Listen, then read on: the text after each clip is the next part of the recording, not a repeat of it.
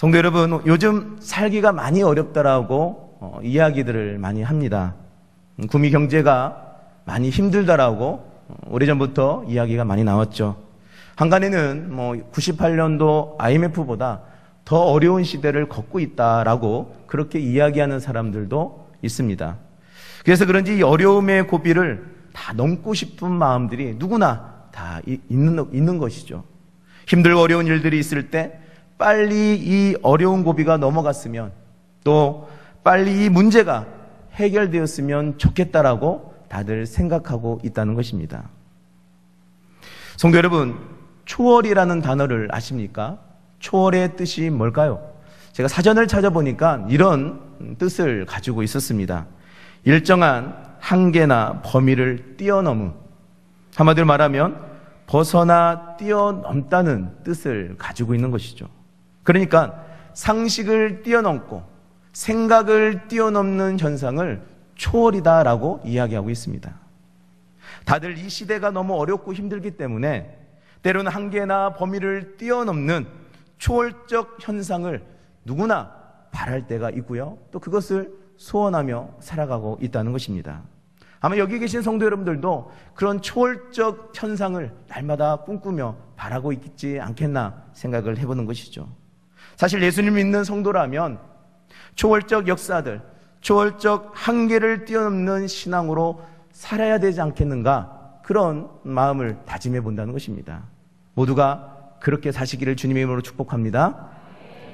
우리는 성경의 한 본문을 대하면서 다양한 관점으로 접근할 때가 많이 있습니다. 오늘 본문만 해도 신약 성경의 대표적인 이적 중에 하나이죠. 한 해 동안 몇 번은 설교를 들을 만한 내용의 한 부분입니다. 그동안 저도 이 본문을 생명이라는 관점에서 계속 봐왔는데요. 왜냐하면 예수님께서 본문을 통해서 우리에게 말씀하고 싶었던 최고의 주제는 바로 생명이기 때문에 그렇습니다. 구약의 만나가 모세를 통해서 하늘로부터 내려서 하나님의 백성들을 살렸듯이, 또한 예수님은 오병이어를 가지고 하늘에 축사하시사 굶주린 자기 백성들의 배고픔을 해결해 주셨기 때문에 이 오병이어 또한도 생명에 관계되어 있다는 것입니다. 그래서 이 사건을 통해서 예수님께서 우리에게 말씀해 주고 싶은 영적인 메시지를 우리가 간단하게 간추린다면 이런 거예요. 너희가 오병이어를 통해서 배부름과 생명을 맛보았느냐? 그러나 너희가 반드시 깨달을 것은 오병이어의 생명은 일시적인 것이고 제한적인 것이다. 다시 말해서 다음날 다시 배가 고플 것이고, 오병이어를 먹었음에도 불구하고 너희는 언젠가는 죽을 것이다. 그러나 여기 영원한 배부름과 생명이 있나니 나의 살과 나의 피를 먹는 자는 영원토록 살 것이니라. 할렐루야. 여러분, 이 놀라운 생명과 영생의 메시지가 오늘 본문의 영적인 메시지라는 것이죠. 그러나 오늘은 이 오병이어의 생명의 영적인 어떤 내적인 부분들보다는 좀 외형적인 형태에 대해서 좀 살펴보려고 합니다. 다시 말해서 조금 시각을 바꿔서 이 오병이어를 통해서 우리가 어떤 삶을 살아야 되는지를 좀 생각해 보려고 합니다. 오늘 본문에서 우리는 예수님이 아무리 생각해 보아도 좀 짓궂으신 모습을 오늘 말씀을 통해서 보여주고 있습니다. 그냥 좀 많이 짓궂은 예수님의 모습이 보여진다는 것이죠. 여러분, 수많은 사람들이 예수님의 가르침을 하나라도 놓칠새 예수님을 쫓아다니면서 말씀을 들었습니다. 예수님의 말씀을 통해 깊은 은혜를 받고 있었습니다. 그런데도 금강산도 식후경이라고 예수님의 신비한 가르침도 좋았지만 우선은 이들에게 배가 많이 고팠다는 것이죠. 그래서 예수님께서 먼저 제자 중 하나인 빌립에게 이렇게 질문을 던지는 겁니다. 빌립아, 우리가 어디서 떡을 사서 이 사람들을 먹이겠느냐? 그러자 빌립이 즉각 대답합니다. 주님, 각 사람으로 조금씩 받게 할지라도 200데나리온의 떡으로도 부족하겠습니다. 그런데 6절에 보면요, 이렇게 말씀하시면 친히 어떻게 하실지를 아시고 라고 했습니다. 한마디로 성경은 예수님이 이미 어떻게 해서 오병이어의 기적을 통해서 이들에게 배부르게 해주셨는가를 알고 있었다는 거예요. 그런데도 불구하고 빌립에게 예수님은 짓궂게도 물으신 이유가 무엇이겠습니까? 왜 예수님은 빌립에게 알고 있으시면서도 그렇게 묻는 이유가 무엇일까요? 바로 빌립이 처한 수준을 확인시켜주기 위해서라는 겁니다. 지금 빌립이 네가 처한 수준이 어느 정도인지 예수님께서는 질문을 통해서 확인시켜주고 있다는 것입니다. 오병이어로 100명이 먹든 1000명이 먹든 아니 10만 명이 먹든 예수님에게는요 별로 중요한 의미가 될 수 없다는 것이죠. 왜냐하면 중요한 것은 예수님께서 오병이어를 축사하시사 그 자리에 있던 자기 백성들을 배불리게 먹였다라는 사실만 가지고도 우리 주님께서는 그것이 중요하게 여겼다는 겁니다. 여러분, 왜 예수님께서 빌립의 무능력함을 확인시켜준 이유가 뭘까요? 왜 예수님은 빌립에게 할 수 없는 사실을 굳이 일깨워주신 이유가 무엇이겠습니까? 그것은 바로 나를 바라보라는 거예요. 하나님을 바라보고 주님을 바라보고 하늘에 계신 하나님의 놀라운 역사를 바라보라고 일깨워주고 있다는 것이죠. 세상의 방법만 바라보는 것이 아니라 바로 하늘에 계신 하나님을 바라보라고 오늘 질문을 통해서 빌립에게 또는 우리에게 말씀해주고 있는 것입니다. 여러분, 우리가 이 어려운 시대를 살아가면서 다들 어렵다고 이야기합니다. 다들 힘들다고 이야기하고 있죠. 내 가정이 어렵다고 하고 내 사업이 어렵다고 하고 내 직장이 어렵다라고 이야기하고 있습니다. 그런데 결국 자기가 주님을 찾지 않는다면 우리는 이 시대를 헛살아가는 인생이라고 감히 말씀드릴 수 있다는 겁니다. 요즘 프랑스 파리 시내에 있는 교회에 사람들이 모인다는 거예요. 그것도 직장 다니는 젊은 사람들이 모인다는 거예요. 이유를 봤더니 사람들이 빨리 점심을 먹고 그 짧은 시간에 나라를 위해서 경제를 위해서 자신의 기도 제목을 가지고 그 짧은 시간 교회에 나와서 기도하고 있다는 것이죠. 또한 미국의 경제가 침체기에 들었다고 이야기합니다. 난리들이죠. 그러나 그 나라가 소망이 있는 것은 뭐냐면 경제 침체 이후에 교회에 나가는 사람들의 수가 늘어났다는 통계라는 것이죠. 그렇다면 지금의 한국 교회는 어떻습니까? 어려운 경제가 지속되고 있는데 모두가 힘들다고 하는데 교회에 나오는 성도는 오히려 줄고 있고 기도의 자리는 점점 없어져 가고 있다는 이 사실을 우리는 어떻게 받아들여야 될까요? 어쩌면 주님께서 오늘 우리에게 이러한 어려움을 주신 이유가 무엇일까라고 생각되십니까? 바로 나를 교회로 부르시기 위한 하나님의 특별한 은혜인 줄 믿으시기 바랍니다. 다시 본문으로 들어갑니다. 그러던 제자 중 한 사람 안드레가 예수님을 찾아옵니다. 그리고 이렇게 이야기합니다. 우리 9절 말씀을 함께 읽어보도록 합니다. 시작. 여기 한 아이가 있어 보리떡 5개와 물고기 2마리를 가지고 있나이다. 그러나 이것이 이 많은 사람에게 얼마나 되겠사옵나이까. 아멘. 안드레가 이렇게 물어봅니다. 주님, 여기 한 아이가 보리떡 5개와 물고기 2마리를 가지고 있는데 그런데 이것으로 이 많은 사람을 어떻게 먹일 수 있습니까? 저는 잘 모르겠습니다. 지금 안드레 입장에서 예수님이라면 오병이어로 이 많은 사람들을 먹일 수 있을지 몰라 그런 믿음으로 이 말을 했는지 아니면 전혀 방법이 없어서 불평하는 마음으로 이 말을 했는지도 모르겠습니다. 그러나 분명한 것은 안드레가 인생의 문제 앞에서 그저 쭈그려 앉아가지고 100대 내려온, 200대 내려온, 300대 내려온 계산만 하는 것이 아니라 그 문제를 예수님께 가지고 왔다는 것이 중요하다는 것입니다. 그리고 소망적인 것은 자기의 무능함을 그대로 인정하고 있었다는 것이죠. 경제 위기가 말이 나오기 시작부터 참 살기 어렵다는 이 말이 나오기부터 성도 여러분들은 주님을 얼마나 자주 찾고 계십니까? 내 가정이 어렵고 힘들 때, 문제들이 있을 때 여러분들은 어떤 모습으로 주님 앞에 나오십니까? 더 자주 주님 앞에 나오고 계십니까? 기도의 자리에 나오고 계십니까? 만약에 주님을 찾고 기도의 자리에 나온다면 반드시 하나님께서 응답으로, 복으로 갚아주실 줄 믿습니다. 오늘 우리의 믿음의 삶은 과연 어떤지를 점검해 보셔야 된다는 얘기죠. 어렵다고 말만 하는 것이 아니라 정말 내가 주님 앞에 나오고 있는지를 내 스스로 점검해 보셔야 된다는 거예요.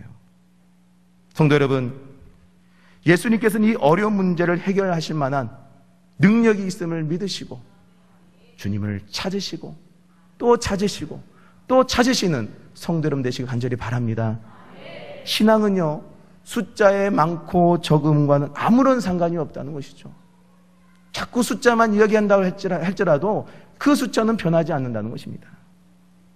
마가복음 14장에 가면 예수님께서 베다니 시몬의 집에 들렀을 때 한 여인이 매우 값진 향유, 곧 순전한 한 옥합을 가지고 와서 그 옥합을 깨뜨려 예수의 머리에 붓는 사건을 만나게 됩니다.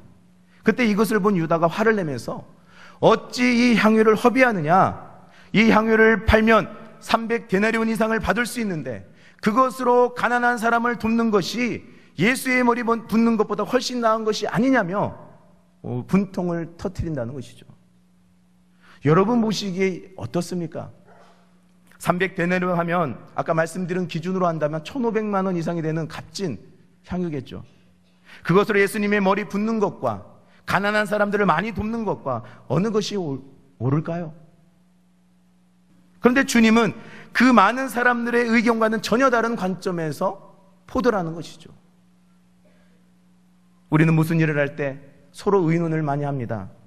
그리고 합리적인 방법으로 문제를 해결하려고 노력하죠. 그런데 때로 주님은 그 합리성마저 깨트리시고 그 위에서 역사를 이루신다는 사실인 것이죠. 우리는 그저 합리적인 방법만 바라보고 있는데 하나님은, 주님은 그 위에서 주님의 방법으로 바라보고 있었다는 거예요. 여러분, 보이는 것이 전부가 아닙니다. 오히려 보이는 것은 절망적이고 힘들고 어려운 건 보일 수밖에 없습니다. 문제가 해결이 되지 않습니다. 그러나 문제를 해결할 길이 있다고, 방법이 있다고 오늘 오병이를 통해서 우리에게 말씀해주고 있다는 것이죠. 성도 여러분, 우리에게는 이 초월이라고 하는 분명한 세계가 있음을 믿고 있지 않습니까? 아니, 초월을 넘어서 능력이 하나님을 믿고 바라보는 성도이지 않습니까? 그러니 세상이 감당 못할 초월을 이루시는 하나님의 놀라운 역사를 바로 볼 수 있기를 간절히 소원합니다. 하나님은 그 역사의 주관자이시고요, 그 역사의 능력자이심을 믿으시기 바랍니다. 열왕기상 17장에 보면 엘리야가 가뭄과 기근을 피해서 사르밧 과부에게 갔습니다. 사르밧 과부는 마지막 남은 밀가루 한 움큼과 기름 조금을 가지고 아들과 마지막으로 식사를 하고 굶어 죽을 생각을 하면서 나뭇가지를 줍고 있었어요. 성도 여러분, 이것이 인간의 한계라는 것이죠. 보이는 것이 전부였던 이 사르밧 과부는 자신이 할 수 있는 유일한 방법이 무엇입니까?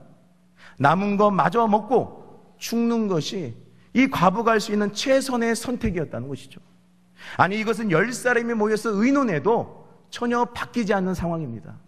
수백 명이 모여서 합리적으로 의논해도 절대로 변하지 않는 상황이었다는 것이죠. 한 20년 전에 저희 아버지께서 많이 편찮으셨어요. 당뇨를 오랫동안 가지고 계시다 보니까 합병증으로 와서 이 하반신을 쓸 수가 없을 정도로 굉장히 많이 편찮으셨는데요. 그로 인해서 가정의 경제가 참 많이 힘들었습니다. 전국에 좋다는 곳은 안 가본 데 없을 정도로 정말 세상에 좋은 방법은 다 써봐도 아무 소용이 없는 거예요. 진전이 없는 거예요. 나을 기미가 없는 것이죠. 가족이 모여서 아무리 의논해도 생각해봐도 해결할 방법이 없었습니다. 아무리 온 식구들이 노력해도 이 상황은 절대로 변하지 않았다는 것이죠. 그러면서 찾아온 것이 무엇인지 아십니까? 힘들고 포기하고 싶었다는 것이죠. 불평과 원망만 많았다는 거예요. 하나님이 그렇게 미운 적이 없을 정도로 불평하고 또 불평하고 원망하며 살았다는 것이죠. 그런데 어느 순간 인간의 방법을 내려놓고 하나님의 방법을 강구하니까 하나님께서 그 길을 열어주시더라는 겁니다. 할렐루야. 하나님께 정말 온 식구들이 하나님 뒤에 나와서 기도하고 우리의 무능함을 깨닫고 오직 하나님을 바라보니까 하나님께서 해결해 주시는데 하반신을 못 쓰던 저희 아버지께서 걷기도 하시고 운전도 할 수 있는 건강을 주셨고요. 가정의 경제도 조금씩 좋아지게 하셔서 빚을 다 갚는 은혜도 누리게 하셨다는 것입니다. 성도 여러분, 지금 사르밧 과부에게 엘리야가 찾아와서는 그 밀가루와 기름을 가지고 떡 하나를 만들어서 먼저 자기에게 달라고 한다는 것이죠. 여러분, 상식의 말이 되지 않습니다. 그것을 먹고 죽으려는 여인에게 떡을 만들어 달라는 엘리야나 그 말을 듣고 떡을 만들어주는 사르밧 가보나 전혀 상식에 맞지 않습니다. 합리적이지 않다는 것이죠. 그런데 그들에게 보이는 세상만 있는 것이 아니라 초월의 세계, 보이지 않는 세계, 벗어나 뛰어넘는 또 다른 세계를 이들은 보고 있었다라는 것이죠. 과부가 엘리야의 말에 순종하자 마지막이라고 생각했던 그 밀가루통과 기름병이 아무리 덜어내도 밑이 보이지 않는 밀가루통이 되었고요, 아무리 부어도 그치지 않는 기름병이 되었다는 사실인 것입니다. 할렐루야. 이렇듯 예수님께서는 소년이 들고 있던 초라한 오병이 위에 축사하셨습니다. 근데 사람들은 거기서 또다시 인간의 생각으로 이렇게 이야기하는 사람들이 있어요. 봐라, 소년이 도시락을 들고 왔듯이 다른 사람들도 아마 각자의 도시락이 있었을 것이고 각자의 도시락을 쌓은 그것을 나눠 먹음을 통해서 굶주림이 해결됐을 것이다. 그렇게 이야기하는 사람들이 있다는 것이죠. 그러나 성경은 분명히 합리적인 방법을 이야기하는 것이 아니라 오병이의 기적을 통해서 우리에게 말씀해주고 있다는 것이죠. 제가 상식적인 삶, 합리적인 삶을 거부하라는 이야기가 아닙니다. 우리는 합리적이고 상식적인 삶을 살아야 되겠죠. 그러나 우리의 하나님을 믿는 성도라면 그냥 합리적이고 상식적인 삶을 살아가는 것이 아니라 그 위에 존재하는 초월적인 세계, 하나님이 인도하시고 하나님이 이끄시는 그 놀라운 세계의 삶을 살아야 되는 것이 성도의 삶이라는 사실을 믿으시기 바랍니다. 다만 예수님의 방법은 그보다 훨씬 더 깊고요, 훨씬 더 높다라는 것이죠. 그것을 누리는 것이 우리의 성도의 축복인 줄 믿습니다. 우리 전도서 9장 11절 말씀을 함께 읽어보도록 하겠습니다. 시작. 내가 다시 해 아래서 보니 빠른 경주자들이라고 선착하는 것이 아니며 용사들이라고 전쟁에 승리하는 것이 아니며 지혜자들이라고 음식물을 얻는 것도 아니며 명철자들이라고 재물을 얻는 것도 아니며 지식인들이라고 은총을 입는 것이 아니니 이는 시기와 기회는 그들 모두에게 임함이니라. 아멘. 세상은 빠른 경주자가 우승을 하고 힘센 용사가 승리를 하고 지혜자가 더 좋은 것을 얻고 똑똑한 사람이 돈을 더 많이 번다라고 생각을 합니다. 맞습니다. 세상은 이 법칙대로 살아가죠. 그리고 통용되고 그렇게 살아가는 게 세상의 법칙입니다. 그러나 우리는, 성도는 그 법칙 위에서 살아가는 성도의 삶인 줄 믿으시기 바랍니다. 여러분, 내가 하나님의 자녀라면, 내가 믿음의 성도라면 세상의 법칙으로만 살아가는 것이 아니라 그 위에 있는 법칙, 하나님의 법칙으로 살아가는 성도 여러분 되시길 간절히 바랍니다. 지금 예수님께서 오병이에 축사하셨더니, 하나님께 기도하였더니 거기 모인 모든 사람들의 문제가 해결되었다는 것이죠. 그들이 원한 대로 마음껏 먹고 또 나누고 그러면서 12강주리가 남았다라고 말씀합니다. 직접 경험하기 전까지는 아무도 초월의 세계를 보지 못했습니다. 정말 이렇게 하나님의 오병이의 기적을 생각도 못했다는 것이죠. 못 보는 이상 결국 어두울 수밖에 없습니다. 보지 못하는 이상 힘들고 어려울 수밖에 없고요, 보지 못하는 이상 좌절과 절망에 빠질 수밖에 없다는 거예요. 그러나 우리 예수님은 그것을 보고 계셨고 오늘 오병이의 기적을 통해서 우리에게 알려주고 있는 것입니다. 그러므로 예수님과 함께하는 자에게는요, 절망이 있을 수 없습니다. 좌절과 어둠이 있을 수 없다는 것이죠. 하나님이, 우리 주님께서 보여주셨기 때문에 우리는 주님만 붙잡고 간다면 반드시 벗어나 뛰어넘는 삶을 살아가게 될 줄 믿습니다. 성도 여러분, 앉아서 계산만 하지 마십시오. 아무리 계산해도 마이너스 몇 프로는 절대로 변하지 않는다는 거예요. 절대로 변할 수 없다는 것이죠. 그러므로 위를 쳐다보십시오. 하나님이 계신 하나님을 바라보시기 바랍니다. 그리고 세상에 없는 주님의 도우심을 간절히 간구할 수 있는 성도 여러분 되시길 바랍니다.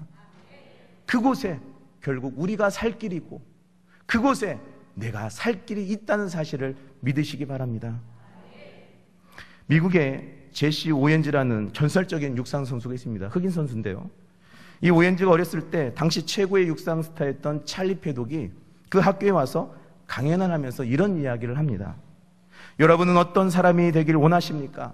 목표를 정하고 하나님께서 그것을 이루는데 도움을 주실 것이라고 믿는다면 반드시 그 꿈은 이루어질 것입니다 라고 이야기합니다.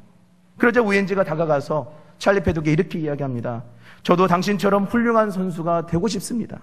꼭 꿈을 꾸며 살겠습니다 라고 이야기하니까 찰리 패독이 이렇게 대답을 하죠. 꿈만으로는 안 된다. 꿈에 사다리를 놓거라. 그 첫 번째 단은 인내의 단을 놓고, 그 두 번째 단은 헌신의 단을 놓고, 세 번째 단은 훈련의 단을 놓고, 네 번째 단은 믿음의 단을 놓거라. 사랑하는 성도 여러분, 우리도 마찬가지라는 얘기죠. 합리적인 것만 구하지 마시고 그 위에 있는 주님의 도우심과 신령한 은혜를 구하셔야 된다는 것입니다.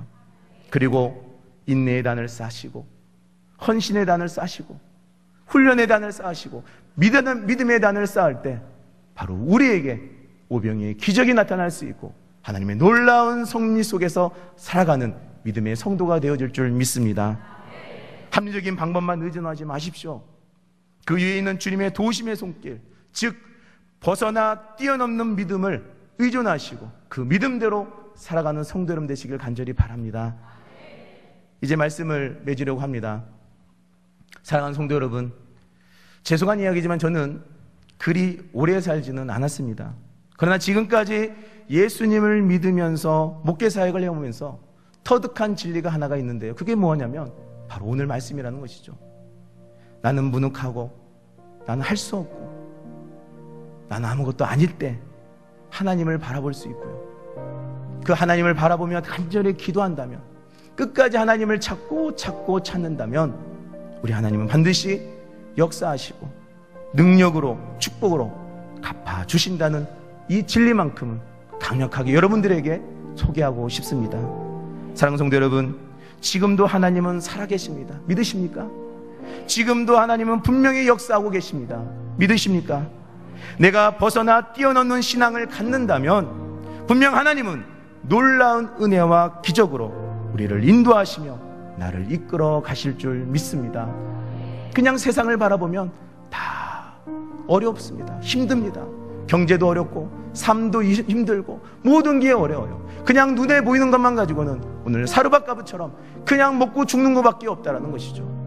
그러나 위에 계신 초월의 하나님의 역사를 바라본다면, 내가 벗어나 뛰어난 삶을 살아간다면, 벗어나 뛰어난 믿음의 삶을 살아간다면 우리 하나님은 나와 함께 하실 뿐만 아니라 오늘 오병이의 기적이 우리의 가정의 기적이 될 수 있고, 우리의 일터의 기적이 될 수 있고, 우리 사업장의 기적이 될 수 있을 것입니다.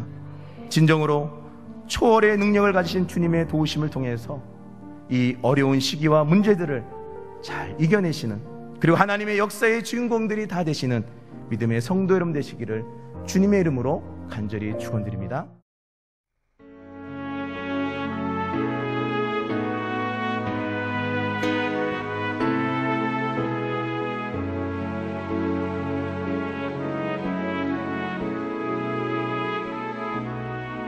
주님 앞에 섭니다.